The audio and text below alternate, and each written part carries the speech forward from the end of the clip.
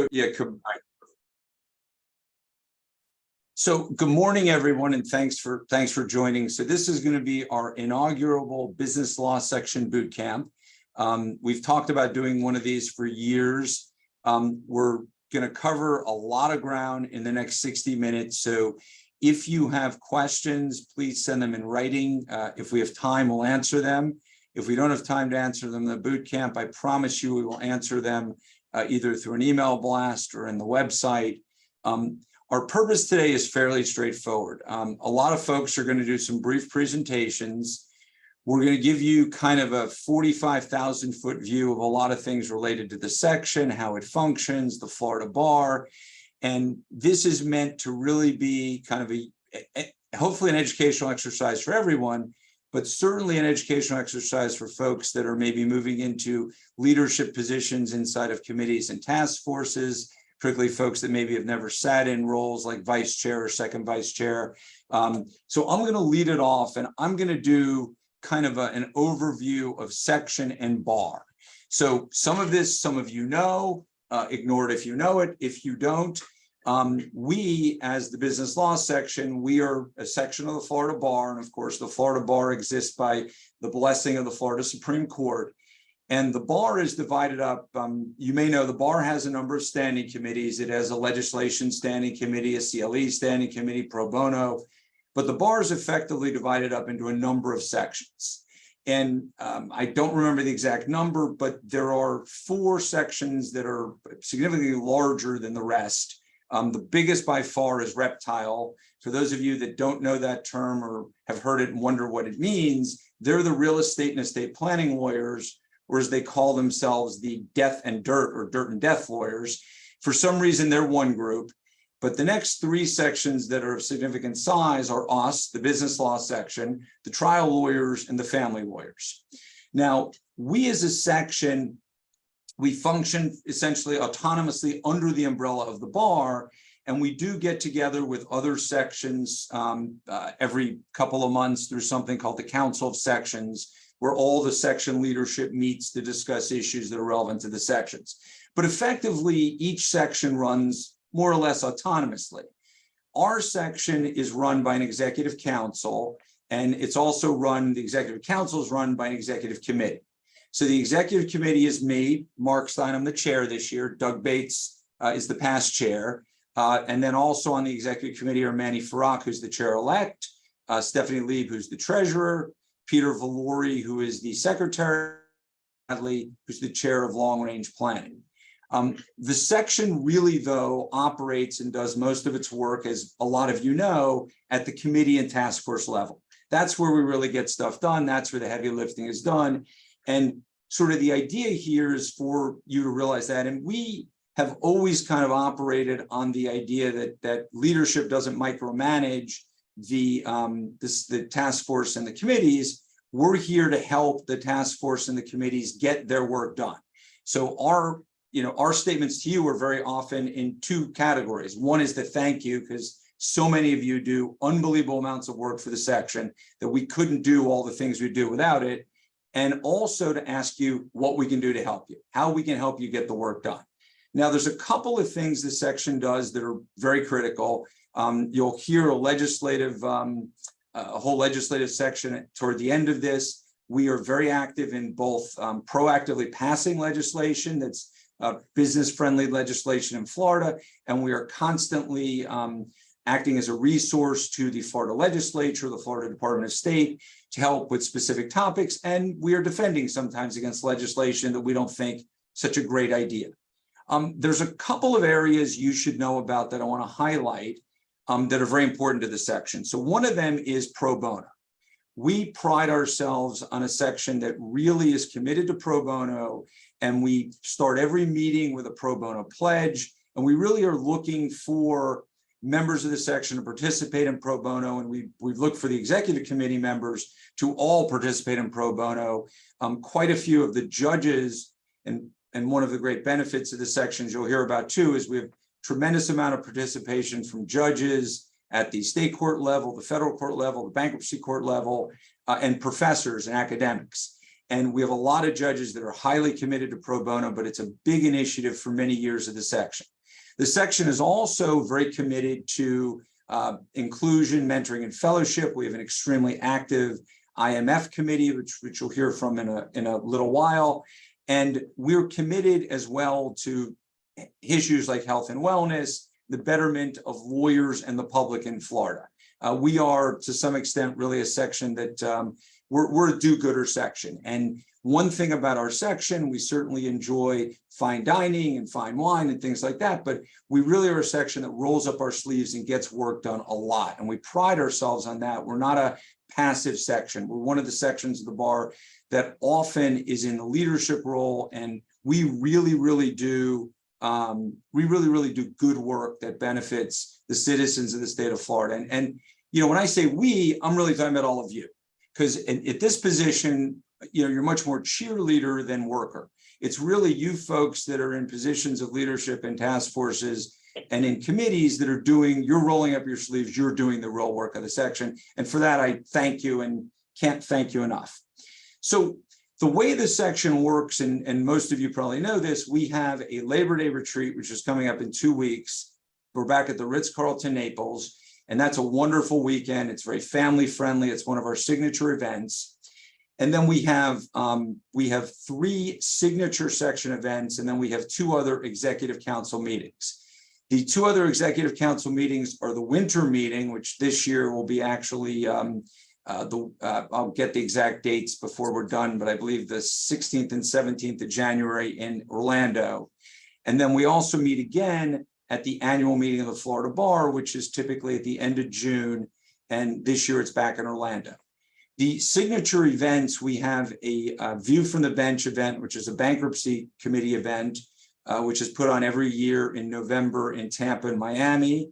There's a Federal Securities Institute, which is put on this year. It's in mid-February in Tampa. And then there's an IP symposium, an intellectual property law symposium, which takes place, it moves around the state. This year it's in April. And then we have the first signature event of the bar year is coming up. And I really encourage everyone to attend. We have a legislative update that is the Friday morning of retreat, which this year will be fantastic. And we are honored to have Secretary of State Byrd joining us and Senator Jonathan Martin from Fort Myers also joining us at that event. So if you can attend, please do.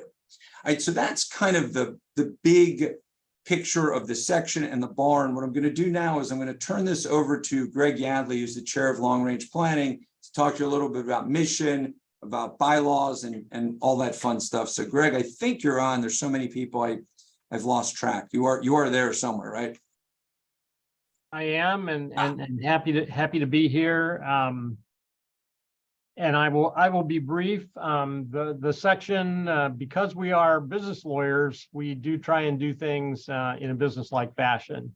We're governed by bylaws, which are extensive. Our purposes are fairly broad, but I think Mark has pretty much encompassed them in his comments. We do good, and that is dual-pronged. We're a professional organization, and therefore we care about our members. We want to take care of preserving the professionalism embodied in our practice, as well as the health and well-being of us as individuals. We also care about the economy of the state, and so therefore we are always looking for ways to avoid ambiguities in the law, particularly entity laws and laws that relate to our practices. And we have a great lobbyist and legislative counsel of Amy and her firm and Doug to help us there. And we believe in participation, as Mark alluded to. The Long Range Planning Committee is one of the standing committees of the section. It's comprised of nearly 36 former chairs of the section. When Mark described who's on the executive council, those are the officers, the current officers, and the chair of the Long Range Planning Committee. The current officers serve for 1 year, and to help preserve continuity, the Long Range Planning Committee Long Range Planning Committee helps through the sustained involvement of the distinguished past chairs, many of whom are judges now, who bring their familiarity with section issues, our stature within the bar, the importance of what we do within the legal community to the current work of the section. So we consider our fundamental task to be assuring that we have continued strong and capable section leadership and to promote the development of future section leaders. We take this charge quite seriously and are pleased that we have so many worthy and dedicated section members who believe in the importance of service and continue to make Florida a hospitable state for the conduct of business. You may not have noticed, but I did that in the latest version of the Super Lawyers, which many of you are in and deservedly so. Among the top 100 lawyers in the state in that survey, we have 7 members of our executive council. So that's a pretty great recognition that what we do is important. This year in the spring, in furtherance of our mission, we met to develop the slate of officers for this year, which started July 1st. More than 2/3 of the committee, 21 members, were present during these discussions, including our newest member, who had just retired as the section chair, Casey Donlin, before Doug Bates. Our recommendations were unanimously approved by the Executive Council in June, and you've already been introduced to Chair Mark Stein, Chair-elect Manny Farrak, Stephanie Lieb, our treasurer, and Peter Valori, our secretary. We also pay close attention to the staffing of the Legislation Committee and the other important committees and task forces represented by you today, because we believe that service on these bodies is an important way to demonstrate leadership and to become familiar with the work of the entire section. We've all become very specialized, unfortunately, and communications has made communicating easier, but in-person communications less so. And life moves at a faster pace every month, it seems. So this is a great way for you to continue to develop not only your expertise, but to develop an understanding of Florida law and how the law functions in our business community beyond your primary academic. So we want to, as Mark said, foster diversity and inclusion and achieve broad representation of all practice areas and geographies throughout the state. We want to develop a leadership pathway for many of you on this call. Those who are in smaller firms or in firms that don't provide leadership in your own firms to really be involved in significant service projects. We believe in collaboration, so we do everything we can by committees. If there's a need for something that doesn't fall within the jurisdiction of a particular committee, we're able to have the executive committee talk about forming task forces, and those get approved and they do their work, and then we move on to something else. The most important thing that the business law section has meant for many of us, including me, is that over the course of years, you really look forward to opportunities to work together, and you relish getting together and attending meetings. We have amazing retreats. If you haven't signed up for the Labor Day retreat, this truly is family friendly. There's a lot of good information. There's meetings and seminars and a lot of social time. And these functions lead to truly deep and enduring professional and personal friendships. So let me just thank you as chair of the Long Range Planning Committee for your commitment to the section, and feel free to call on me personally in any way if you think I can be of assistance to you in your current role and with your interest in continuing to serve the section. So thank you, Mark. Thank you very much, Greg. So we're going to drill down now into sort of specific committees. And I'm just going to say a couple of things very quickly about the specific committees. So we are following the Florida Bar direction that requests that everyone meet in person now, because of course we want to encourage in-person attendance, much for the reasons that Greg was just talking about. We do encourage all the committees and task force, though, since we've all become very adept at Zoom, to make virtual attendance available when it's feasible at your meetings. And since most of us have laptops, it's usually something we can do. We're here to help. If you need microphones at some of these meetings to make that happen, please let us know. There's one thing we're asking all of the standing committees and task forces to do this year, and that is we'd really like everyone to create a committee or task force playbook. And we're not looking for a tome, we're not looking for a substantial document, but really something that you could hand to new committee members or task force members or folks that are moving into leadership positions in the committee or task force, that really outlines what the committee does, how it functions, things they need to know. And it would be a really useful document. Several committees have already prepared them, but we're asking everyone to prepare one this year. It's a great project. I know the committees have a lot to do in the task force, but it's a really good project that we're going to be asking you to do throughout the year. All right, so I'm going to turn this over to our secretary, Peter Valori, to talk for a moment or two about agenda and minutes. Thank you, Mark. Appreciate that. Very quickly, we have a large group, so organization is obviously having a well-administered meeting is always helpful. We generally follow for all EC meetings an agenda. The meeting is led by our chair. We, for the most part, follow Robert's Rules of Order. Although we do have less formal discussions from time to time. With respect to agendas going into the meetings, if you have an agenda item, please get it to me early, especially if it has materials.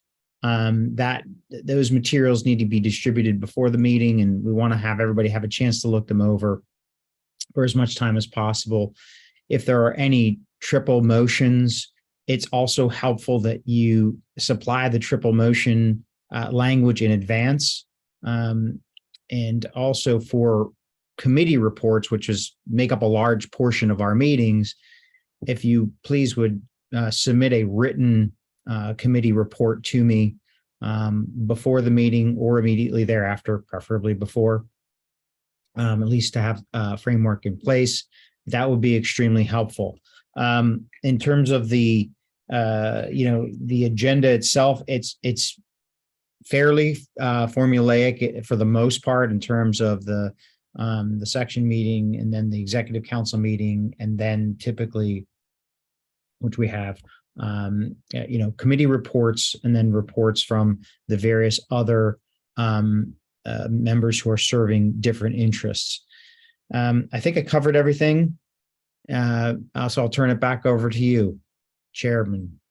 Thank you, Mr. Valori. So I'm going to turn this over to Chair-elect Manny Farag to talk to you a little bit about recruitment, succession, working with other committees in the section. So Manny, take it away, please.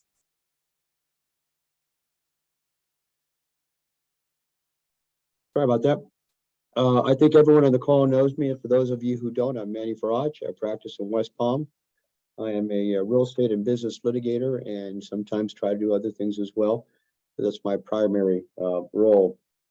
We're going to talk about what you do or what you should do as a member of leadership of the business law section. You are probably in charge of a committee or a task force or another group. So obviously the first thing that you're going to do is you're going to work with that committee, task force, or group and accomplish its goals. The goals are independent. As Mark said, we're decentralized.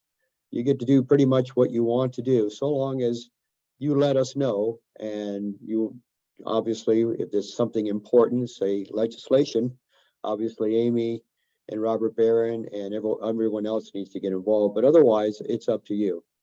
That's one of your roles in your leadership position, but that's not your complete job.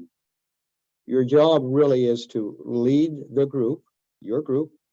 It's also to recruit, and it's also to assist in succession planning. We all have short shelf lives in leadership. Each one of our positions is typically a year. Greg Yadley has been chair of long-range planning for a while. He keeps trying to get off, but we won't let him. Otherwise, everybody transitions after a year.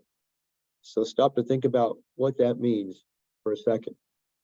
That means that one of your jobs is to recruit future leaders and to help in the succession planning of your particular group.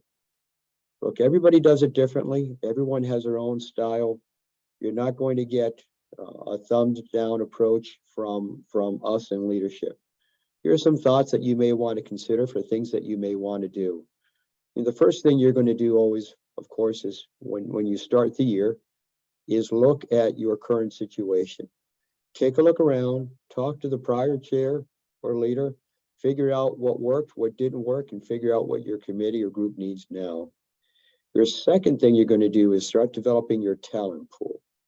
There are lots of really ambitious, really smart folks that really want to work, and that's fantastic. You have to develop them. As part of that development, please let them know what it is that you think would help them, help the committee or the group, and make sure that those objectives, those criteria are clear and consistent. Tell them often if you need to, every committee meeting if you need to.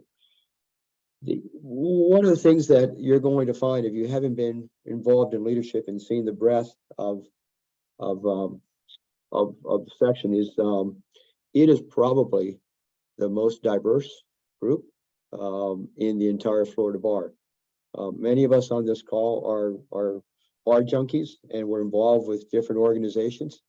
I haven't found one yet that is as diverse as we are, and that means everything, of course, from gender, practice areas, geography, viewpoints, approaches, everything. Make sure you get those multiple parties and perspectives in your group. See what they have to say and make sure that they understand what it is that you want and how they can help the group. And finally, monitor your results. One of the things that we do all the time, and it's hard, but I hope we do it well, is we're continuously monitoring what's working and what's not. We are thieves in the sense that if there's something that's working, we're going to steal it and apply it to the other committees and groups. So please tell us, report back to us, tell Mark what it is you're doing that's working. And if there's something that's not working, let Mark know as well. Mark, that's all I have on recruitment and succession. Do you want me to jump into working with other committees? Sure. With regard to working with other committees, again, this section is extraordinarily diverse. But what you're going to find, if you haven't found already, is that it's extraordinarily collegial as well. I think everyone on this call has had children that pretty much grew up in the section. We've been bringing our families to these retreats and these meetings for years. We're very good friends. We all get along with each other. One of the famous lines of our dearly departed former chair, Judge Williamson, was when asked, why do you take time away from your job to go to these meetings with the business law section? And his response was, this is where I get to catch up with my friends. We are all friends. What that means is that you obviously have tasks. You obviously are taking time away from your day job and your family to help us with the section. But keep in mind that we're all collegial and friends. And when you work with other committees, obviously you're always going to be professional, but also adopt a friendly attitude. That's how we've worked for many, many years. That's how I hope we'll continue to work. And that's how I hope we'll continue our professional collegial relationship. Mark, that's all I have unless someone has so many questions or any topics that you want me to go into. Thank you, Manny. So we're going to hear from a couple specific committees now. So I'm going to ask Luis Rivera, who's the chair of CLE, to talk about CLE for a couple minutes. All yours, Luis. Thank you, Mark. And I'll try to keep my remarks short. I think we're running probably a little short on time. Want to be cognizant of everyone's time. First, I think an announcement, I don't know if it's been made before, but in talking with the chair, Mark Stein, my understanding is that for this year, or if not this year, next year, the section would like to see each substantive committee put on 3 to 5 paid CLEs a year, typically of the 1 to 1.5 hour variety. So sort of just something to start thinking about if you haven't already, planning. A lot of committees have reached out to us already about CLEs in the coming year. And that feeds into my second point, which is that the CLE committee and its leadership are here to help you. The CLE committee is a resource hub for you. The CLE committee doesn't really put on CLE. What we do is we help the substantive committees put on CLEs, excuse me. We have lots of information on our webpage, including forms and checklists to help you plan your 3 to 5 paid CLEs. If you're not familiar with our website, we do update it regularly. Please visit it. When you go to the business law, floridabizlaw.org, you're going to click on About in the header, Committees, Standing Committees, and you'll find the CLE committee website. The leadership in the CLE committee, and especially our judicial chair, Judge Delano, have a wealth of institutional knowledge. And if we don't know the answer to the question, we'll connect you to those that have the answers to your questions, including Cabral Branner at the bar and Tracy Eller, who seem to know everything that I ever need to know. Now, communication with the CLE committee is also essential for the section to accomplish its goals. So please include the CLE committee in the planning and organization of your events, including Cabral and Tracy, and particularly if your event will be virtual. They're the ones that are going to help us get that set up. Communication with the CLE committee also permits us to maintain a master calendar, which is also crucial for the goal that Manny mentioned about, keeping track of progress and metrics. Communication with the CLE committee also allows section leadership, to get ahead of any potential issues either within the section or with the bar. I don't know what those would be, but we want leadership to know what's coming down the pipeline. And then finally, we want to keep track of the substantive topics that are covered by each group within the section, sort of have a master overlay so that we're not duplicating things. My third point I wanted to address, liaisons to the CLE committee. My understanding is that the executive committee is asking each substantive committee to appoint annually a liaison to the CLE committees. And those appointments, I think, are due, Mark, correct me if I'm wrong, by the executive council meeting at the retreat. Yes. These individuals will be responsible for, again, ensuring the open communication between the substantive committees and the CLE committee so that we can implement these strategies. And then also responsible for attending the CLE committee meetings. We need your input, we need your guidance, we need your institutional knowledge. It does little to advance the section's goals for CLE committee meetings to be only attended by CLE committee leadership. Lastly, don't forget about the business law section column in the Florida Bar Journal and remind your membership about it. The section has a bi-monthly column in the journal. The journal touts itself as the premier source of practical articles on Florida law.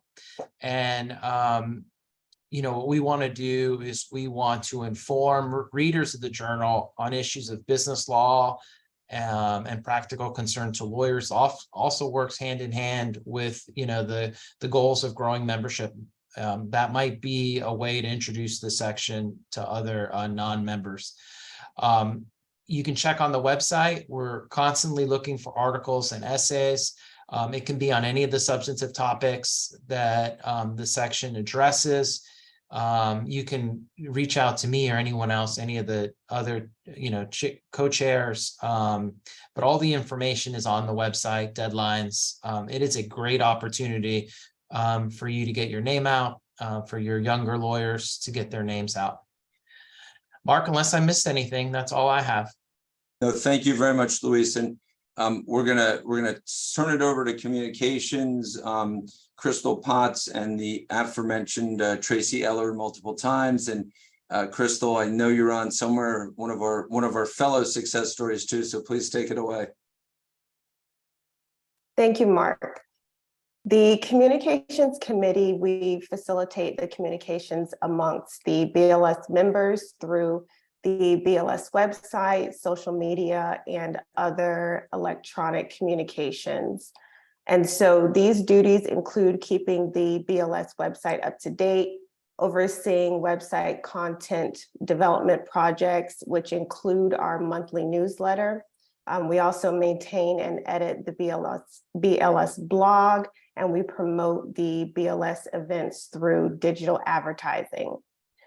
We are always looking, and we always welcome submission of content. For any potential blog articles, they should be submitted online through the blog submission page, which is linked to the Communications Committee webpage. And guidelines for proposed blog submissions can also be found on the Communications Committee page. We encourage the other BLS committees, subcommittees, and task force to appoint a liaison to the Communications Committee, and that helps us keep up to date and informed of the activities of the section. Lastly, the Communication Committee partners with the section web administrator, which is Tracy, and we partner with her on many of our tasks. And so now I will turn it over to Tracy to provide information about her role. Hello. I maintain your website, and I do your emails, and I do your social media. Anytime you have changes or updates to your committee page, if you have sign-in sheets from your meetings, if you have announcements that need to go out to your committees or materials for your meetings, all of those should be sent to info@fwabislaw.org. Those all come to me, and I will get them posted and distributed for you. Some committees have listservs if you want one for two-way communication and discussion among your committee members. If you have questions about whether or not your committee has one, if you want to start using it, if you want to set up a new one, just reach out to me and I will help you with that. The business law section has a presence on LinkedIn, Facebook, Twitter, Instagram, and YouTube. If you're scrolling by and see any of our posts, please like and repost them. This helps with our impressions and allows more people to see our content. And also, anytime you're doing your own or firm posts that are relevant, please feel free to tag the business law section to get more impressions for everybody. That's all I've got. Thank you, Crystal. Thank you, Tracy. I'm going to now turn it over to Kelly Roberts to tell us about IMF, and then we will go back to a couple other subjects here and then move on to the money part of it. Okay. So my name's Kelly Roberts, and I am the current chair of the Inclusion Mentoring and Fellowship Committee. I think that sometimes I feel like people should know what we do, but sometimes it gets confused. So I'll just break it down for you.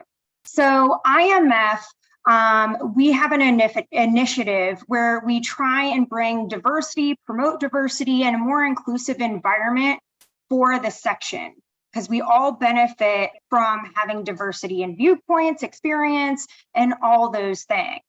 What we do not do is manage the scholars, because that is membership. So we do not do both, and I think people sometimes get that confused. So every year we start soliciting applications for fellows. There's 8 fellows that come in every June. They have a 2-year term, and we help foster mentorship, inclusion, kind of try and show them the ropes of how the section works. And the section provides them a stipend because they're usually younger attorneys or younger in their firm, so that they can afford to attend all the meetings and really come in and get into the fold. We will pair them with mentors, introduce them to leadership, try and get them into programming, and they actually make a pledge to take on a substantive project during their fellowship in order for them to get their stipend. I'm trying to think of what else we do. We do so many things. It's really hard to summarize everything. So I really encourage everybody to maybe check out the IMF webpage on the business law section to see all the initiatives that we work on to try and make the business law section, albeit the Cool Kids Club, more inclusive. Thank you very much, Kelly. So we're going to swing back to Chair-elect Manny Faraj for a comment or two on the role of staff. And then we're going to give it to Mr. Valori to talk about judges and professors. And then I promise we'll move on to Ms. Lieb.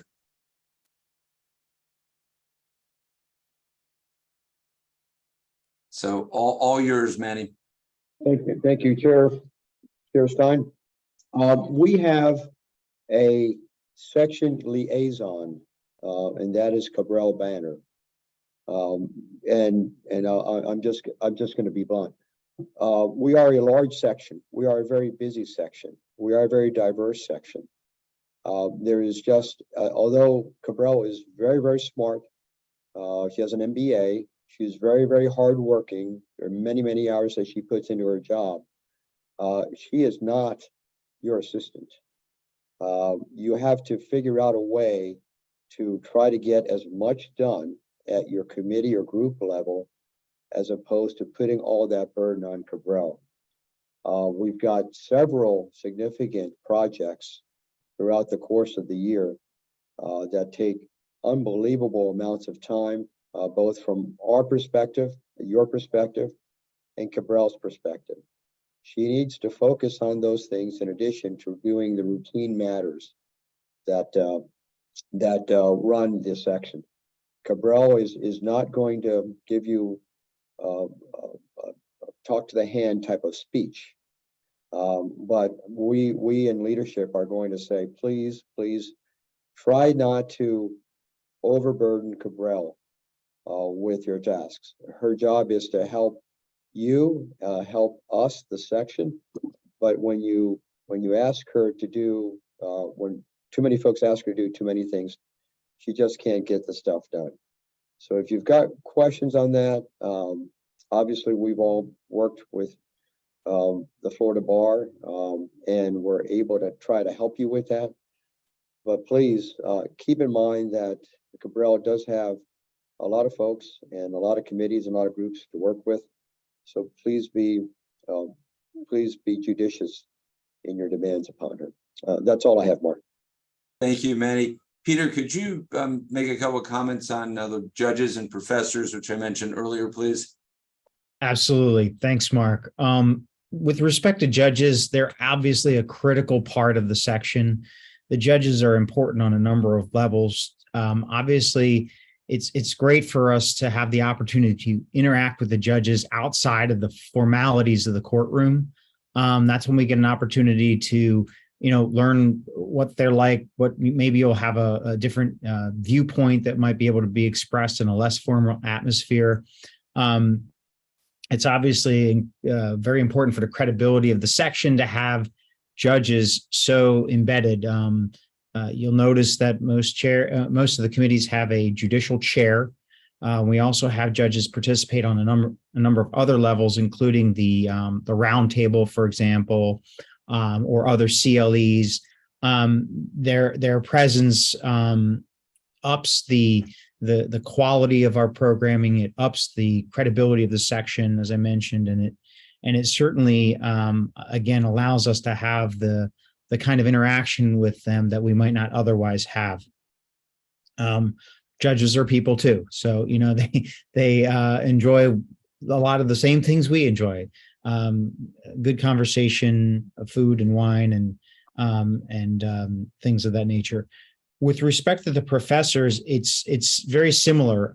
We also have an academic chair for a number of the substantive committees, and that academic chair their presence, again, increases the credibility of the section tremendously. The professors spend massive amounts of time studying law and policy and teaching it. That insight is particularly important for the legislative side of our work, both in terms of drafting and policy making, and they're also incredibly helpful for giving testimony to the legislature when it comes time to bringing those bills to fruition. I can't tell you how much time Professor Davis, in particular, Professor Cohen, have spent on legislation. It's they make an incredible contribution. And also they give us access to law students. You know, they help bridge the academic environment with the section and the bar, so that bringing the the scholars and bringing the law students to us so that they can get one-on-one contact with people they might not otherwise meet in any forum other than interviewing for law firm jobs or clerking at law firms, allowing them to get exposure to the section early helps us, recruit them as members and helps us to connect with them on a level that we might not otherwise be able to. So that's all I have, Mark. Thank you, Peter. So we're going to turn it over to our treasurer, Stephanie Lieb, to talk about the budget, the reimbursement policy, asking for money, all those fun monetary things that every committee wants to know about. So Stephanie, all you. Hi there, I'm Stephanie Lieb. I think I know most everyone, but I think people will know me since I have the checkbook this year. So let's talk about the policy first. We will be proposing adoption of a business law section reimbursement policy at Labor Day. So it will be attached to the meeting materials. Now, each of you are going to get a preview of it, so you don't have to read it, but you should read it, but you are going to have to vote on it at Labor Day. So here we go. The purpose of the policy is really just to clarify, because we have so many new people and all the jobs change every year, is just to clarify the process for seeking reimbursement and to outline the parameters for eligible reimbursement, and really to create a streamline of a flow so it's not, so hodgepodge as it has been. But let me be clear, the creation of this policy is not in any way meant to discourage reimbursement. It's just to make it easier so we all understand what we're supposed to be doing. So the process is, in a nutshell, you're going to submit a reimbursement request using the correct form based on, it's a Florida Bar form of reimbursement based on what you're seeking reimbursement for. There's one for CLEs, specifically if you're a speaker at CLE, and then there's another one for everything else. And the way it will happen is you'll fill out your form, you'll attach your supporting documentation, and you'll send that reimbursement request to your meeting chair or your program chair. So if you're a meeting chair or a program chair, you are the first line of defense on this. You're supposed to review the request and make sure that it fits the parameters. And then when you send it on, hopefully within 30 days, we're trying to make 30 days our gold standard. The bar's requirement is 15 days, but we're going to say 30 days because we're a little bit more flexible. But when you send it on to the section administrator, it's with your stamp of approval, because if you're in charge of that CLE program, you know who's supposed to be reimbursed and who's not supposed to be reimbursed. If you're in charge of that particular meeting, you're going to have the context that the treasurer isn't going to have, right? Like, I don't know who gets reimbursed for IP symposium because I didn't go. Right. So if you're IP symposium chair, you're in charge of making sure that all the right reimbursements get in on time and get submitted to the BLS section administrator, that's Cabral, on time. Then Cabral sends them to, does a second check, they send them to me, I approve them, and then they get processed through the Florida Bar process using the forms. Any questions about that? Okay, there are a couple parameters for eligible reimbursements. They are not ones that I created. They are ones that basically follow the Florida bar. Like if you have to be reimbursed for airfare, we're asking for a 21-day advance purchase airfare of like a coach ticket. You know, you're not day before riding first class on the bar's dime. Just very basic common sense. They reimburse mileage at the IRS rate, which changes every so often. We ask you to use the most affordable taxi, car, rideshare, rental option. You're not, you know, rolling in the Tesla on the way to the bar meeting if you can help it. They do reimburse for parking, basic parking, not valet parking unless valet is the only option. For lodging, it's a standard room and the room resort fee. For meals, the bar has set a $60 per day per diem, and we are going to try to follow that as well. And then a couple items that are not eligible for reimbursement are under this policy, alcohol outside of if you have a ticket, if you're eligible for it to get your ticket complimentary to a particular event, it does come with drink tickets, but that you are not submitting regular, you know, alcohol receipts as requests for reimbursement. So who gets reimbursement for these eligible items? As for CLE programs, the program chair, the non-business law section speakers, and academics and judges serving as speakers for CLE programs are eligible for reimbursement. That form will be attached. That's the specific CLE form for reimbursement. You know, we have a number of programs that we are trying to promote this year, as we do every year: IP Symposium, Federal Securities Institute, View from the Bench. We have legislative update, and then we have CLEs at the annual mid-year meetings. All of those are going to be eligible for reimbursement at different, you know, based on the type of CLE that it is. Obviously, the virtual 1 hour CLEs are not eligible for reimbursement, but as program chairs, you're going to need to know who is eligible, just so you're managing expectations of your speakers, and you're taking into account when you're creating your budget for your CLE program, you know, how many reimbursable speakers you're having and how that affects the bottom line of your CLE. Any questions about that? Okay, the judges and academics also have particular special rules for reimbursement, and I don't think we need to get into that today.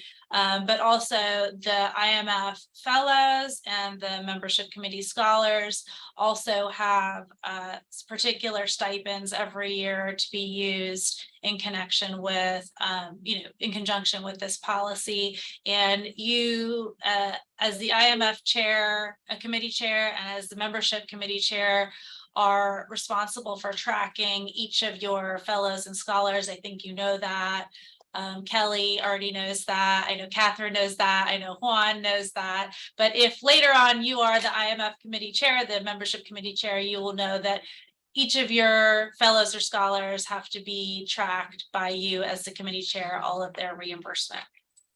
And the reason it is because it's incredibly difficult for the treasurer to, I'm finding this out this year, to track these types of things. And that's really kind of dovetails into how, you know, the next topic, which is the bar budget. The bar year is July to June, and the budget is done a year in advance. So the budget for this new bar year that we just started was approved. Mark, you tell me, was it approved in January or was it before January? A year ago. Right, so it was a year ago. So I just want everyone to understand that when we talk about, you know, what's in the budget and what's not in the budget, we're really talking about considering right now. We'll start the process of considering the 2024-2025 budget, because the 2023-2024 budget has been set a while ago before I ever started in this position. We, as the business law section, are part of a bigger Florida bar accounting machine. And so we don't get like business law section monthly bank statements. We don't have our own business law section dedicated bank accounts. Instead, we're part of the bars accounting, the big bars accounting, and a portion of the Florida bars accounts and funds are allocated to the business law section. When we talk about budget, with the exception of IMF and membership, there's no real expense line item for each of your committees, right? So, and also money doesn't necessarily carry over. If it's approved in one bar year and you don't use it, it's not necessarily carried over to the next bar year. So when you're considering, the agenda of what you're going to be doing this year and what you're going to be doing next year, consider that if you're going to be requesting funds, when I say, oh my God, what? That's not because I'm trying to be difficult or trying to keep money away from you. It's just because I don't have any control as a treasurer of what the budget was for last year. And we do things so far in advance that it takes a lot of planning ahead of time to allocate funds for you. And not that we don't want to allocate funds for you, we certainly do. But number one, we have to understand that first and foremost, we have a responsibility to be good stewards of the bar resources, but also, and more practically, we have limitations based on the Florida bar structure and on the timing as to how we get those funds. So we are going to be working this year on creating some guidance for you all, just like each of you are working on putting a playbook together. I'm also working on a treasurer playbook, and part of that is the reimbursement policy. And then the other part is going to be the how to ask for money policy. I'm going to find a better name for it between now and then. But, if you do need to request funds, you certainly can do that. We just need to know not like a couple hours ahead of EC, like a couple months or even further ahead of EC. And please don't surprise us at EC with a request for funds. It's not a good look. I mean, I do try to make sure my forehead can't move, but my surprise face is not, none of us want to be surprised by a request at EC because we can't react quickly to get you the money. And then, we kind of all seem a little discombobulated at the meeting, and none of us want that either.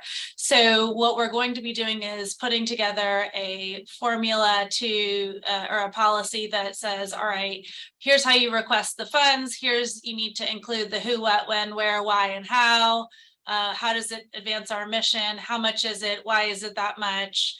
Et cetera. And then the idea is just like with everything else that we do legislatively and otherwise, that once you have a request, we socialize it with the other groups to make sure that we're not double doing, that we have thought about all the things that we need to think about, and that sometimes we can combine requests because we're all kind of rowing in the same boat in the same direction.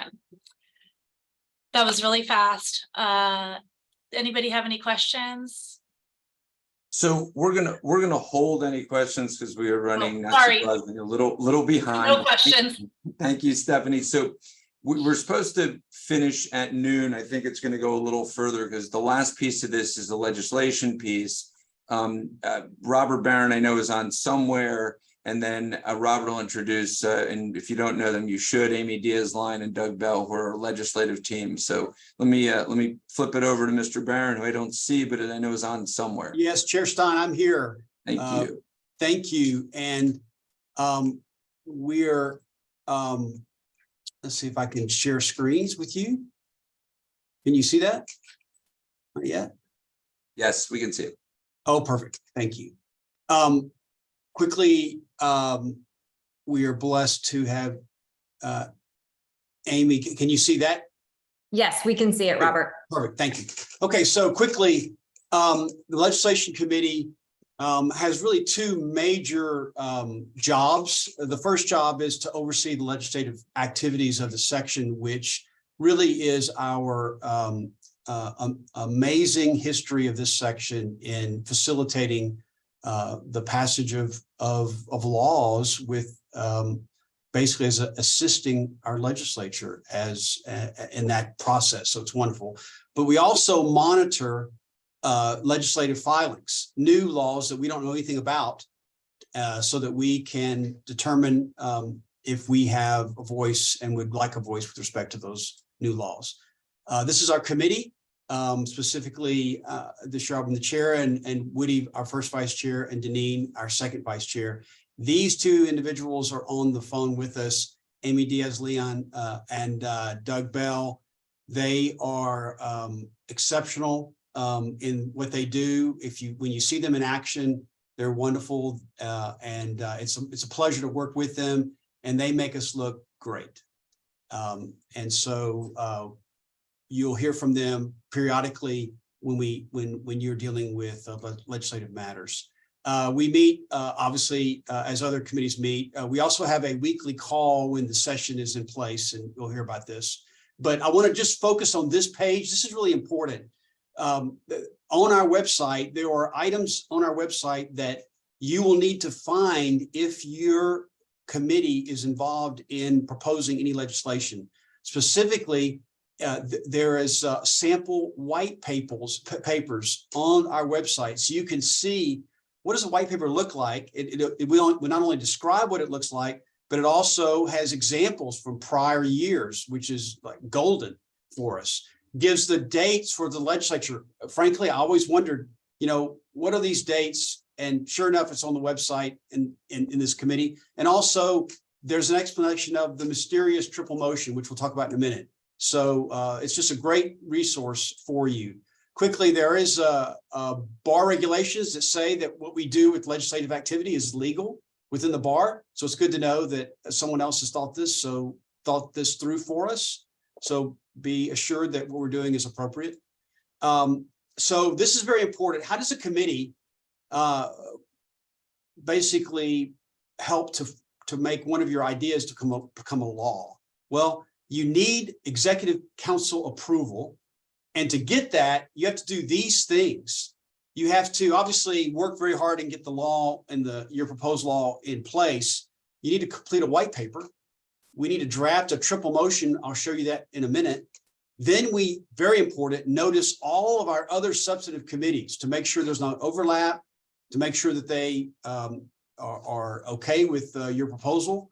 Then you actually send a representative to each of the substantive committee meetings to be available to answer questions. And frankly, before you even get there, you're probably dialoguing with the committee chairs of these other committees to see, are we okay? What do you think? And so even before you get to the committee, you're already doing this. Finally, you'll present it to the legislation committee. But frankly, by then, it should be, we're now in the logistics category, not in the approval category, hopefully. And then finally, you'll be sending a package of the bill, the white paper, and the triple motion to EC 2 weeks before the meeting. So, because that's when we vote on what's called the triple motion.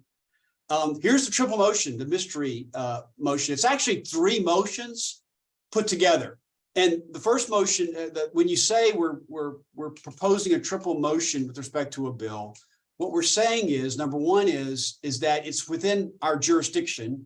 That's the first box. The second box is it's within the scope of our activities, or it's outside the scope of our activities.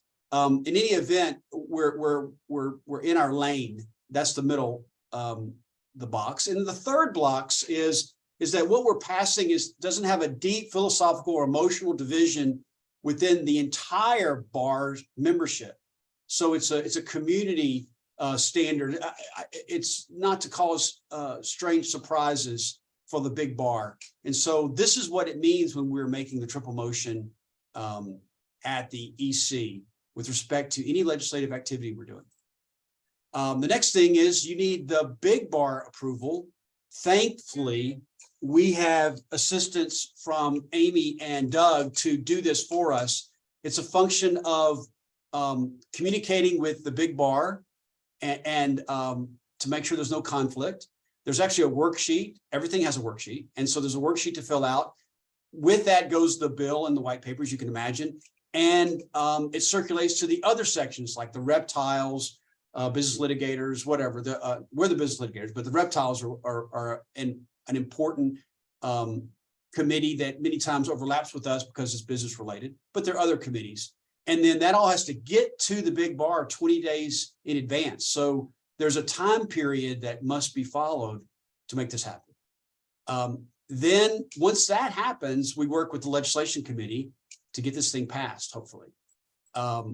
Here's important dates, and this is on the website that you'll know, just to see that we are fast approaching September 15th. And look at these interim committees. That's why we are saying that we really need to be done. That's a legal term with our white papers, triple motions, and bills by the Labor Day retreat, because look what happens quickly right after that. So anyway, there's our calendar. And finally, if you need any help, please do not hesitate to reach out to us. We'll do the best we can to help you and serve you. We have a full plate again this year with legislation. And so we're working through that with our esteemed chair to see what we can do specifically working with Amy and Doug. And with that, Robert, thank you, Robert. Amy, Doug, do you all want to just say a quick hello to everyone? So if you don't know who these two people are, you need to know them, because I will echo Robert's comments. They're amazing at their job and they make us look really good in Tallahassee. Appreciate that, Mr. Chair. Just that we're available at any time. As Robert mentioned, our cell phones are on there. Please reach out to Robert or reach out to Doug or myself. We're here to help you. Thanks. Look forward to working with everyone. So I have quickly a couple of final things. So first of all, thank everyone for participating and thank everyone who spoke today. I think this was really useful. One thing about legislation that will happen fast and furious, if you are working on legislation and if you get a request from Amy or Doug to react, or from Robert to react, you need to react very quickly. Treat it like an emergency request from a court, because usually that's what it is, because things happen very quickly in the legislature. And then the last thing, I'm looking forward to seeing everyone at the retreat. I want to just remind everyone that one of the other things that we like to do as a section, we like to have fun. And there is a great collegiality. It's been mentioned more than once. So when you get to the retreat, we do this dine around event on Sunday nights at the retreat. I'm going to encourage everyone, sign up on a dine around with some people you don't know, try and sit with people you don't know during the retreat and get to know folks. It really is, that weekend is so much about getting to know other people maybe you're not friends with in the section, because so much what we do, and one of the things you'll find for those of you that move into leadership, in your room, you know everyone. So when I walk into the IP committee, I know everyone. First time I walked into bankruptcy UCC, I realized there were 100 people in the room and I only knew like 20 of them. And it's really important that you try and get a little out of your comfort zone and reach out to other folks in the section, and retreat is a great opportunity to do that. All right, with that, if there are questions anyone specifically has, feel free to send them to me by email or send them to Cabral and we'll get them answered. But I know we ran a tiny bit over. I want to thank everyone for participating, and I hope to see most of you or all of you in 2 weeks in Naples. Thank you so much. Thank you.